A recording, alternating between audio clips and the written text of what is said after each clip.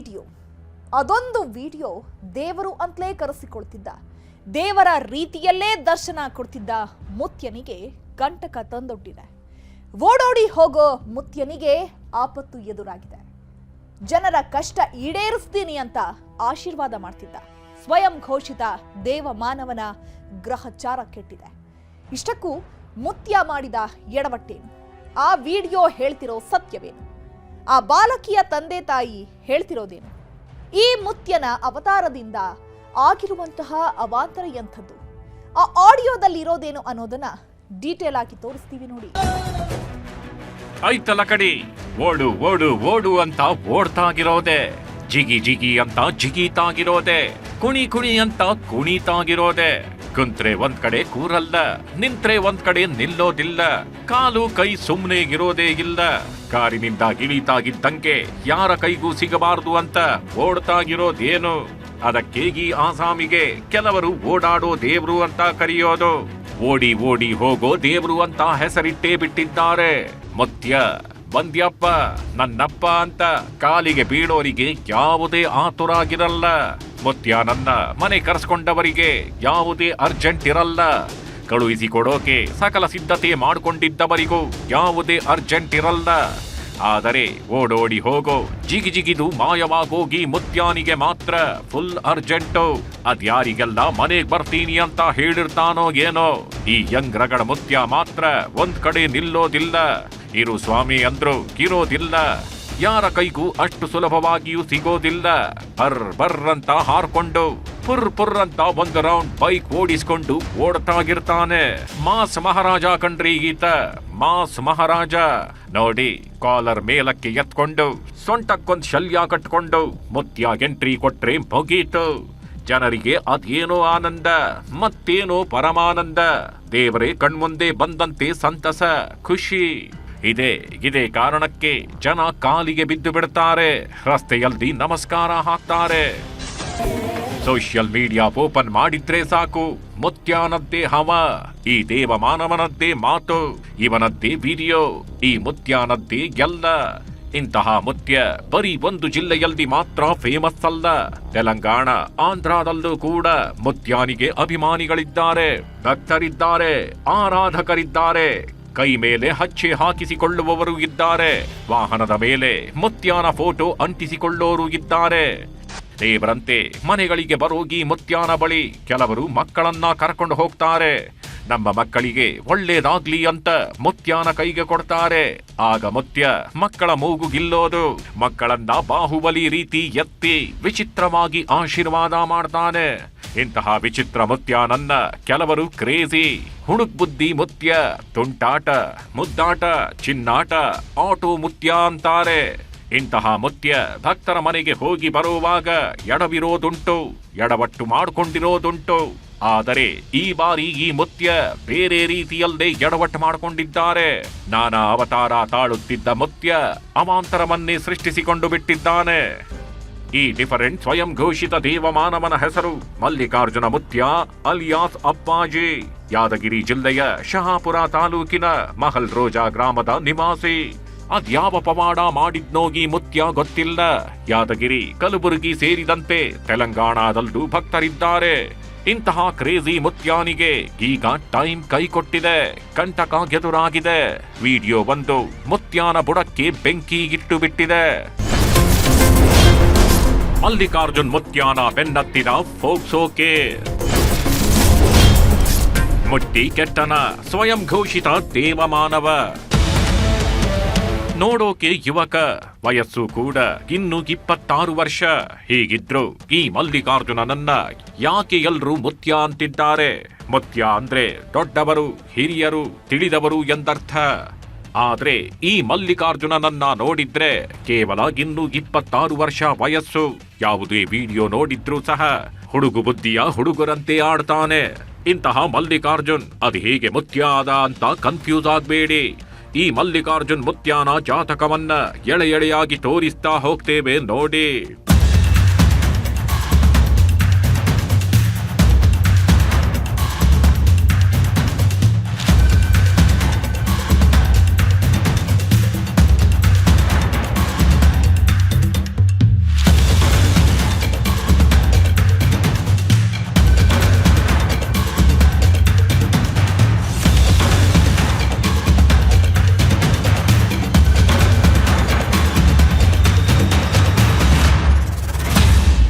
ಈ ಮಲ್ಲಿಕಾರ್ಜುನ್ ಮುತ್ಯ ಯಾದಗಿರಿ ಜಿಲ್ಲೆಯ ಶಹಾಪುರ ತಾಲೂಕಿನ ಸಗರ ಗ್ರಾಮದ ಮಹಲ್ ರೋಜಾದ ಚಾಂಗದೇವ್ ಮಠದ ಪೀಠಾಧಿಪತಿ. ಈತನಿಗೆ ದೊಡ್ಡ ಭಕ್ತ ವರ್ಗವೇಗಿದೆ. ಈತನ ತಂದೆ ಹನುಮಂತರಾಯ. ಮುತ್ಯಾನ ತಂದೆ ಜನರಿಗೆ ಭವಿಷ್ಯ ಹೇಳೋದು. ಬಾನಾಮತಿಯಾಗಿದೆ, ಆ ಸಮಸ್ಯೆಯಾಗಿದೆ, ಈ ಸಮಸ್ಯೆಯಾಗಿದೆ ಅಂತ ಹೇಳಿ ಜನರ ನಂಬಿಕೆ ಗಳಿಸಿದ್ದ. ತನ್ನದೇ ಆದ ಜನಸಮೂಹವನ್ನ ಆ ಹನುಮಂತ ಹೊಂದಿದ್ದ. ಮದುವೆಯಾಗಿ ಇಬ್ಬರು ಮಕ್ಕಳು ಕೂಡ ಆಗಿದ್ರು. ಇದಾದ ಬಳಿಕ ಮುತ್ಯಾನ ತಂದೆ ಹನುಮಂತ ಕೊಲೆಯಾಗಿ ಹೋಗ್ತಾನೆ. ಬಾನಾಮತಿ ಮಾಡಿಸಿದ್ದಾರೆ ಅಂತ ಹನುಮಂತನನ್ನ ಕೆಲವರು ಹೊಡೆದು ಕೊಲೆ ಮಾಡಿರ್ತಾರೆ. ಇದಾದ ಬಳಿಕ ಮುತ್ಯಾನ ಅಣ್ಣ ಪರಶುರಾಮ್ ಮುತ್ಯ ಆ ಸ್ಥಾನ ತುಂಬುತ್ತಾನೆ. ಈಗ ಮಹಲ್ ರೋಜಾದ ಚಾಂಗದೇವ್ ಮಠದ ಪೀಠಾಧಿಪತಿಯಾಗಿ ಈ ಮಲ್ಲಿಕಾರ್ಜುನ್ ಮಿಂಚೋಕೆ ಶುರು ಮಾಡಿದ್ದ. ಏನಿಲ್ಲ ಸರ್, ಇದೆಲ್ಲ ಒಂದು ಷಡ್ಯಂತ್ರ. ಇದೆಲ್ಲ ಒಂದು ವಿಡಿಯೋದು ವಿಚಾರ ತೊಗೊಂಡು ಇಷ್ಟೆಲ್ಲ ವೈರಲ್ ಮಾಡೋದಕ್ಕಿಂತ ಮಾಡ್ಯಾರಲ್ಲ. ಒಳ್ಳೆ ಎಷ್ಟೋ ಕಾರ್ಯಕ್ರಮ ಮಾಡಿದ್ವು, ಅದು ಯಾಕೆ ವೈರಲ್ ಮಾಡಿಲ್ಲ? ಒಳ್ಳೆ ಸಾಮೂಹಿಕ ಲಗ್ನ ಮಾಡಿವಿ, ದನಗಳ ಜಾತ್ರೆ ಮಾಡಿವಿ. 20-40 ವರ್ಷದಿಂದ ನಮ್ಮ ಅಪ್ಪರವರಲ್ಲಿ ಒಂದು 2,000 ಸಾಮೂಹಿಕ ಮದುವೆ ಮಾಡ್ಯಾರ. ಮಲ್ಲಿಕಾರ್ಜುನ್ ಮುತ್ಯಾರ ಕೈ ಮೇಲೆ ಒಂದು 200-300 ಮದುವೆ. ಇದೆಲ್ಲ ಯಾಕೆ ವೈರಲ್ ಮಾಡಿಲ್ಲ? ಒಂದು ಮಗಳ ಪ್ರೀತಿ ಕಾಣೋದು ತಪ್ಪ ಯಾರೇ ಆಗಲಿ. ಸ್ವಯಂ ಘೋಷಿತ ದೇವಮಾನವ ಮಲ್ಲಿಕಾರ್ಜುನ ಮುತ್ಯಾನನ್ನ ಜನ ಅಷ್ಟು ಬೇಗ ಹೇಗೆ ಒಪ್ಪಿಕೊಂಡ್ರು? ಇಷ್ಟು ಚಿಕ್ಕ ವಯಸ್ಸಿನ ಮುತ್ಯಾನನ್ನ ಅದ್ ಹೇಗೆ ಅಪ್ಪಾಜಿ ಅಂತ ಕರೀತಿದ್ರು? ಅದ್ ಹೇಗೆ ಭಕ್ತ ಸಾಗರವೇ ಈ ಮುತ್ಯಾನ ಹಿಂದೆ ಇದೆ ಅಂತ ನೋಡಿದಾಗ ಮತ್ತಷ್ಟು ವಿಷಯ ಹೊರಬಂದಿತ್ತು. ಈ ಮುತ್ಯಾನನ್ನ ಯಾರಾದ್ರೂ ಹೋಗಿ ಭೇಟಿ ಮಾಡಿದ್ರೆ ಮುಖ ನೋಡಿಯೇ ಸಮಸ್ಯೆ ಏನು ಅಂತ ಹೇಳ್ತಿದ್ನಂತೆ. ಜನರ ಮುಖ ನೋಡಿ ಹೆಸರು ಹೇಳ್ತಿದ್ನಂತೆ. ಭಕ್ತರು ತಮ್ಮ ಬಗ್ಗೆ ಹೇಳಿಕೊಳ್ಳೋಕು ಮುನ್ನವೇ ಈ ಮುತ್ಯಾನೆ ಅವರ ಹಿನ್ನೆಲೆ ಹೇಳ್ತಿದ್ನಂತೆ. ಮುಂದೇನಾಗುತ್ತೆ ಅಂತಲೂ ಹೇಳ್ತಿದ್ನಂತೆ. ಇಂತಹ ಮಲ್ಲಿಕಾರ್ಜುನ ಮುತ್ಯಾನ ಬಳಿ ರಾಜಕಾರಣಿಗಳು, ದೊಡ್ಡ ದೊಡ್ಡ ವ್ಯಕ್ತಿಗಳು ಕೂಡ ಬಂದು ಭವಿಷ್ಯ ಕೇಳ್ಕೊಂಡು ಹೋಗ್ತಿದ್ರಂತೆ. ಅದಕ್ಕೆ ಸಾಕ್ಷಿ ಎಂಬಂತೆ ಮಾಜಿ ಸಚಿವ ಬಾಬುರಾವ್ ಚಿಂಚನ್ಸೂರ್ ಆಡಿಯೋ ಒಂದು ವೈರಲ್ ಆಗಿದೆ. ಪ್ರಮಾಣ ವಚನ ಸ್ವೀಕಾರ ಮಾಡ್ತೀನಿ, ಮತ್ತ ಪ್ರಮಾಣ ವಚನ ಸ್ವೀಕಾರ ಮಾಡಿದ ತಕ್ಷಣವೇ ಮತ್ತ ತಮ್ಮಲ್ಲಿ ದರ್ಶನಕ್ಕೆ ಬರ್ತೀನಿ. ಏನ್ ಮುಂದೆ ಬರೋ ಹೊತ್ನಾಗ ಹಿಂದ 5 ಎಸ್ಕಾರ್ಟು, ಮುಂದೆ 5 ಎಸ್ಕಾರ್ಟು, ನಡು ಕಾರ್ ಸ್ವೈ ಸ್ವೈ ಸ್ವೈ ಸ್ವೈ ಸ್ವೈ ಹೊಡ್ರ ಆ ಮಠ ತುಂಬಾ 2,000 ಜನ ಪೊಲೀಸ್ ಹಿಡಿಬೇಕು. ಅದ್ ನಿನ್ ಸೀಟ್ ಅಲ್ಲ, ಅದು ನನ್ ಸೀಟ್ ಅದ, ನಂದು. ಯಾವಾಗ ಮೇರ್ಲಿಲ್ಲ ಅಂದ್ರೆ ಇಲ್ಲ ಕೂಡ ನಾ ಬಿಡು.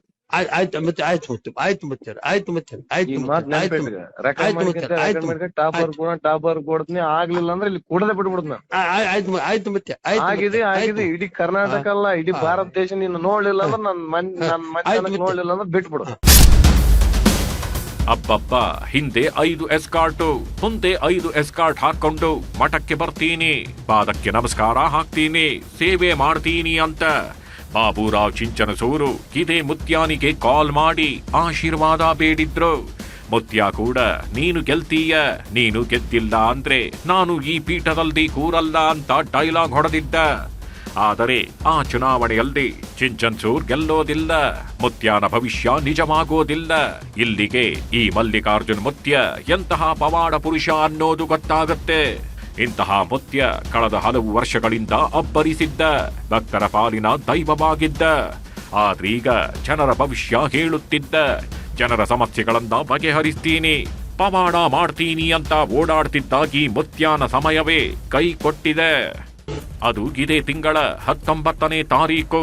ಆವತ್ತು ಮುತ್ಯಾನ ಮಠಕ್ಕೆ ಒಂದು ಕುಟುಂಬ ಬಂದಿತ್ತು. ಮುತ್ಯಾನನ್ನ ಭೇಟಿ ಮಾಡಿ ಮಗಳಿಗೆ ಆಶೀರ್ವಾದ ಮಾಡಿ ಅಂತ ಕೇಳಿಕೊಂಡಿದ್ರು. ಆಗ ಈ ಮುತ್ಯ ಬಾಲಕಿಯ ಜೊತೆ ಅಸಭ್ಯವಾಗಿ ವರ್ತಿಸಿದ್ದ. ಬಾಲಕಿಯ ಮುಖದಲ್ಲಿ ಮುಜುಗರ ಆದಂತೆ ಕಾಣಿಸಿತ್ತು.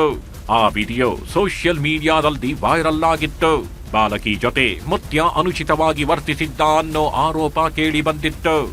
ಹೀಗಾಗಿ ಮಕ್ಕಳ ಹಕ್ಕುಗಳ ರಕ್ಷಣಾ ಆಯೋಗ ಎಂಟ್ರಿ ಕೊಟ್ಟಿತ್ತು. ಮುತ್ಯ ವಿರುದ್ಧ ಆಯೋಗದ ಅಧ್ಯಕ್ಷ ಶಶಿಧರ್ ಕೋಸುಂಬೆ ಸುಮೋಟೋ ಕೇಸ್ ದಾಖಲಿಸಿದ್ರು. ಇದರ ಬೆನ್ನಲ್ಲೇ ಈಗ ಗೋಗಿ ಪೊಲೀಸ್ ಠಾಣೆಯಲ್ಲಿ ಫೋಕ್ಸೋ ಕೇಸ್ ಫಿಕ್ಸ್ ಆಗಿದೆ. ಮುತ್ಯಾನಿಗೆ ಆ ಫೋಕ್ಸೋ ಕೇಸೇ ಕಂಟಕ ತಂದೊಡ್ಡಿದೆ.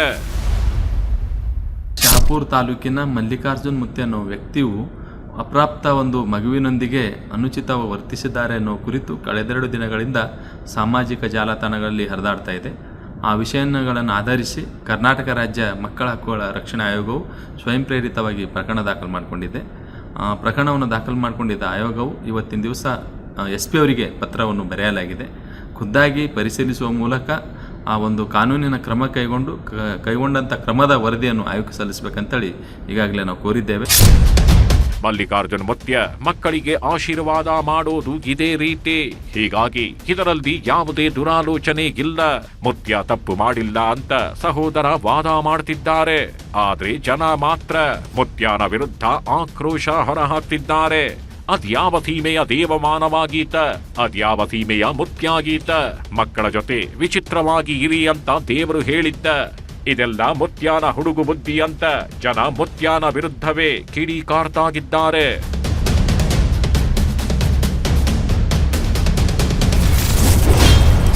ಓಡೋಡಿ ಹೋಗೋ ಮುತ್ಯಾನಿಗೆ ಮಹಿಳಾ ಆಯೋಗ ಶಾಕ್. ಮಠ ಬಿಟ್ಟು ಓಡಿರೋ ಮುತ್ಯ ಹೇಳ್ತಿರೋದೇನು? ಬಾಲಕಿ ಜೊತೆ ವಿಚಿತ್ರವಾಗಿ ನಡೆದುಕೊಂಡಿದ್ದಾನೆ. ಅಪ್ಪಿಕೊಂಡು ಮುದ್ದು ಮಾಡುವ ರೀತಿ ಮಾಡಿದ್ದಾನೆ. ಚಿಕ್ಕ ಮಕ್ಕಳ ಜೊತೆ ಅಸಭ್ಯವಾಗಿ ವರ್ತಿಸುತ್ತಿದ್ದಾನೆ. ಭಕ್ತಿಯ ಹೆಸರಲ್ಲಿ ಅನಾಚಾರ ಮಾಡ್ತಿದ್ದಾನೆ ಅಂತ ಮಕ್ಕಳ ಕಲ್ಯಾಣ ಇಲಾಖೆ ಮುತ್ಯಾನ ವಿರುದ್ಧ ಫೋಕ್ಸೋ ಕೇಸ್ ಜಡಿದಿದೆ. ಈ ನಡುವೆ ರಾಜ್ಯ ಮಹಿಳಾ ಆಯೋಗವೂ ಕೂಡ ಮಲ್ಲಿಕಾರ್ಜುನ್ ಮುತ್ಯಾನಿಗೆ ಶಾಕ್ ಕೊಟ್ಟಿದೆ. ಅಪ್ರಾಪ್ತ ವಯಸ್ಸಿನ ಬಾಲಕಿ ಜೊತೆ ಅಸಭ್ಯ ವರ್ತನೆ ಮಾಡಿದ್ದಾನೆ ಎನ್ನಲಾಗ್ತಿರೋ ಮುತ್ಯಾನ ವಿರುದ್ಧ ರಾಜ್ಯ ಮಹಿಳಾ ಆಯೋಗ ಗರಂ ಆಗಿದೆ. ಪೋಕ್ಸೋ ಕಾಯ್ದೆಯಡಿ ಪ್ರಕರಣ ದಾಖಲಿಸಿ ಕ್ರಮ ಕೈಗೊಳ್ಳುವಂತೆ ಪೊಲೀಸರ ಬಳಿ ಮನವಿ ಮಾಡಿಕೊಂಡಿದೆ. ಅದೊಂದು ವಿಡಿಯೋ ವೈರಲ್ ಆಗ್ತಿದ್ದಂತೆ, ಅದೊಂದು ವಿಡಿಯೋ ಆಧರಿಸಿ ಪೋಕ್ಸೋ ಕೇಸ್ ಫಿಕ್ಸ್ ಆಗ್ತಿದ್ದಂತೆ ಮಲ್ಲಿಕಾರ್ಜುನ್ ಮುತ್ಯ ಕಾಣದಂತೆ ಮಾಯವಾಗಿದ್ದ. ಮಠದಿಂದ ನಾಪತ್ತೆಯಾಗಿದ್ದ. ಮಠದ ಬಳಿ ಆಗಮಿಸಿದ್ದ ಪೊಲೀಸರಿಗೂ ಕೂಡ ಮುತ್ಯ ಎಲ್ಲಿದ್ದಾನೆ ಅನ್ನೋ ಮಾಹಿತಿ ಸಿಕ್ಕಿರ್ಲಿಲ್ಲ. ಈ ನಡುವೆ ಮಲ್ಲಿಕಾರ್ಜುನ್ ಮುತ್ಯ ಪ್ರತ್ಯಕ್ಷಗೊಂಡಿದ್ದ ವಿಡಿಯೋವೊಂದನ್ನ ರಿಲೀಸ್ ಮಾಡಿ ನಾನವನಲ್ಲ, ವಿಚಾರಣೆಗೆ ನಾನು ರೆಡಿ ಅಂತ ಡೈಲಾಗ್ ಹೊಡೆದಿದ್ದ. ಏನಪ್ಪ ಅಂದ್ರೆ ಈ ವಿಷಯ ನನ್ನ ಶ್ರೀ ಮಠದ ಭಕ್ತಾದಿಗಳಲ್ಲಿ ಏನು ಹೇಳೋದಂದ್ರೆ ಯಾವದ ಆತಂಕ ಪಡೋಂಥ ವಿಷಯ ಅಲ್ಲ. ಇದು ಆತಂಕ ಪಡೋ ವಿಷಯ ಏನಿಲ್ಲ ಅಂದರೆ ನಾನು ಎಲ್ಲಿಲ್ಲ, ನಾನು ಲೋಕಲೇ ಇದ್ದೀನಿ. ನಾನು ಮಾರ್ಚ್ 13ನೇ ತಾರೀಕಿಗೆ ಶ್ರೀಮಠದ ಮಾಲರೋಜಿ ಮಠದಲ್ಲಿ ಸಾಮೂಹಿಕ ಮದುವೆ ಇದ್ದ ಕಾರಣಕ್ಕೆ ನಾನು ಇಲ್ಲಿ ಕಾರ್ಡ್ ಕೊಡೋಕೆ ಬಂದೀನಿ. ಮಠಕ್ಕೆ ಪೊಲೀಸ್ ಸಿಬ್ಬಂದಿ ಕರೆ ನೀಡ್ಯಾರಂತ ಕೇಳಿಬಿಟ್ಟೆ. ನಾನು ಖಂಡಿತವಾಗಿ ಅವರು ಯಾವಾಗ ಕರೆ ನೀಡ್ತಾರ, ಯಾವಾಗ ನನಗೆ ಬಾರಂತ ಕೇಳಿಬಿಟ್ಕೊಂತಾರ, ಖಂಡಿತವಾಗಿ ನಾನು ಅವ್ರ ಹತ್ರ ಹೋಗಿ ನಿಲ್ಲಕ ನಾನು ಸಿದ್ಧನಾಗಿದ್ದೀನಿ. ಈ ವಿಷಯದಲ್ಲಿ ನೀವು ಯಾವುದೇ ವಿಷಯ ಆತಂಕ ಪಡೋಂಥ ವಿಷಯ ಅಲ್ಲ. ನೀಟಾಗಿ ಸ್ಪಷ್ಟವಾಗಿ ಆತಂಕ ಪಡಬೇಡಿ ಅಂತ ಈ ಮಲ್ಲಿಕಾರ್ಜುನ್ ಮುತ್ಯಾನಿಗೆ ಹೇಳೋಕೆ ಬರ್ತಿಲ್ಲ. ಇನ್ನು ಅದ್ಯಾವ ಭಕ್ತರ ಬದುಕನ್ನ ಸರಿ ಮಾಡಿದ್ದಾನೋ, ಅದ್ಯಾವ ಬಾಯಲ್ಲಿ ಒಳ್ಳೆಯದನ್ನ ಬಯಸ್ತಿದ್ನೋ ಏನೋ ಗೊತ್ತಿಲ್ಲ. ಬಟ್ ಕ್ರೇಜಿ ದೇವಮಾನವನಂತೆ ಓಡಾಡ್ಕೊಂಡಿದ್ದಾಗಿ ಮಲ್ಲಿಕಾರ್ಜುನ್ ಮುತ್ಯ ಪೋಕ್ಸೋ ಕೇಸ್ ಹಾಕಿಸಿಕೊಂಡಿದ್ದಾನೆ. ಗ್ರಹಗಳೆಲ್ಲ ಮುತ್ಯಾನ ತಲೆ ಮೇಲೆ ಕೂತ್ಕೊಂಡು ಬ್ಯಾಂಡ್ ಬಜಾಯಿಸ್ತಿವೆ. ಹೀಗಿದ್ರು ಈ ಮುತ್ಯ ವಿಚಾರಣೆಗೆ ನಾನ್ ಬರ್ತೀನಿ, ಎಲ್ಲೂ ಓಡಿ ಹೋಗಲ್ಲ ಅಂತ ವಿಡಿಯೋ ಬೇರೆ ರಿಲೀಸ್ ಮಾಡಿದ್ದ. ವಿಡಿಯೋ ರಿಲೀಸ್ ಮಾಡಿರೋ ಈ ಮಲ್ಲಿಕಾರ್ಜುನ್ ಮುತ್ಯ ಸುಮ್ಮನೆ ಅಲ್ಲ. ಈ ಕೇಸಿನಲ್ಲಿ ಬಚಾವಾಗೋಕೆ ಏನೇನು ಮಾಡಬೇಕೋ ಎಲ್ಲವನ್ನೂ ಮಾಡಿದ್ದಾನೆ. ಅಜ್ಞಾತ ಸ್ಥಳದಲ್ಲಿದ್ದುಕೊಂಡೇ ಆಟ ಆಡ್ತಿದ್ದಾನೆ. ಈ ನಡುವೆ ಈ ಕೇಸಿನಲ್ಲಿ ಅಪ್ರಾಪ್ತೆ ಬಾಲಕಿಯ ಪೋಷಕರ ಹೇಳಿಕೆ ತುಂಬಾನೇ ಮುಖ್ಯ. ಹೀಗಾಗಿ ಬಾಲಕಿಯ ತಂದೆಯನ್ನ ಮಾತನಾಡಿಸಿದ್ವಿ. ಆಗ ಬಾಲಕಿಯ ತಂದೆ ಸಂಬಂಧಿಕರ ಕಡೆಯಿಂದ ಶಾಕಿಂಗ್ ಸ್ಟೇಟ್ಮೆಂಟ್ ಕೊಡಿಸಿದ್ದಾರೆ. ಈಗ ನಮ್ಮ ಸಡಗ್ಯಾನ ಹಾರ ಅವ್ರ ಮಗಳು ನಮ್ದೇ ಮಗಳು ಆಕಿಗೆ ತೊಗೊಂಡು ಅವ್ರು ಆಶೀರ್ವಾದ ರೂಪಿ ಅವರು ಆಶೀರ್ವಾದ ಕೊಟ್ಟರು. ಅದು ಶೂಟಿಂಗ್ ಇವರೇ ಮಾಡ್ಯಾರ, ನಮ್ಮ ಮನೆಯವರೇ ಮಾಡ್ಯಾರ, ನಾವೇ ಮಾಡಿದ್ವಿ ಅದು ಶೂಟಿಂಗ್.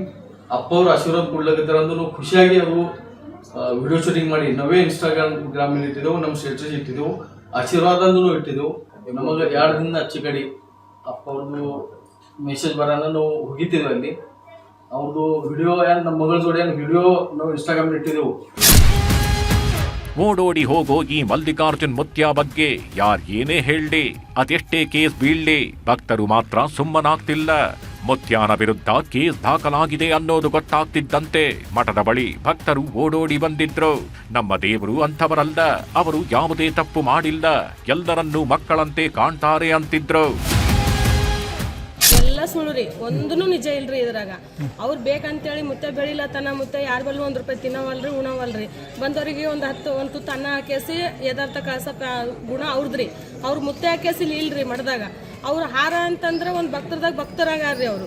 ಒಬ್ರಿಗೆ ಅಣ್ಣ, ಒಬ್ರಿಗೆ ತಮ್ಮ, ಒಬ್ರಿಗೆ ತಂದಿ, ಒಬ್ರಿಗೆ ಮಗ ಆಗ್ಯಾನ್ರಿ. ಆ ಥರ ಏನೂ ಇಲ್ರಿ. ಇವ್ರು ಸುಳ್ಳು ಆರೋಪ ಮಾಡ್ಲತ್ತಾರಿ. ನಾವೊಂದು ಏನು ಹೇಳ್ತೀನಿ ಅಂದ್ರೆ ಆ ಹುಡುಗಿ ಬಗ್ಗೆ ಮಾತಾಡೋಷ್ಟು ಅಧಿಕಾರ ಯಾರಿಗೂ ಇಲ್ರಿ. ಮುತ್ಯಾನ ಪರ ಭಕ್ತರ ಸಮೂಹವೇ ನಿಂತಿದೆ. ಮುತ್ಯ ಕೂಡ ಕಾನೂನು ಹೋರಾಟ ಮಾಡೋಕೆ ಸಿದ್ಧತೆ ಮಾಡಿಕೊಂಡಿದ್ದಾನೆ. ಪೊಲೀಸರ ತನಿಖೆಗೆ ಬರ್ತೀನಿ ಅಂತ ವಿಡಿಯೋ ಕೂಡ ರಿಲೀಸ್ ಮಾಡಿದ್ದಾನೆ. ಪೊಲೀಸರು ಅಸಲಿಯತ್ತೇನು ಅಂತ ತನಿಖೆ ಮಾಡಲಿದ್ದಾರೆ. ತನಿಖೆಯ ಬಳಿಕವಷ್ಟೇ ಮುತ್ಯಾನ ಅಸಲಿ ಬಂಡವಾಳ ಗೊತ್ತಾಗಲಿದೆ. ಏನೇ ಇರಲಿ, ಈಗಿನ ಕಾಲದಲ್ಲೂ ಸ್ವಯಂ ಘೋಷಿತ ದೇವಮಾನವರಿದ್ದಾರೆ. ಆ ನಕಲಿ ಸ್ವಾಮಿಗಳನ್ನ ಜನ ನಂಬುತ್ತಿದ್ದಾರೆ ಅನ್ನೋದೇ ವಿಪರ್ಯಾಸ ಅಂತ ಹೇಳ್ತಾ ಇದಾಗಿತ್ತು ಈ ಹೊತ್ತಿನ ಕ್ರೈಮ್ ಡೈರಿ. ಮತ್ತೊಂದು ಇಂಟ್ರೆಸ್ಟಿಂಗ್ ಕ್ರೈಮ್ ಕಹಾನಿಯೊಂದಿಗೆ ಮುಂದಿನ ಎಪಿಸೋಡ್ನಲ್ಲಿ ಭೇಟಿಯಾಗೋಣ. Until then, take care.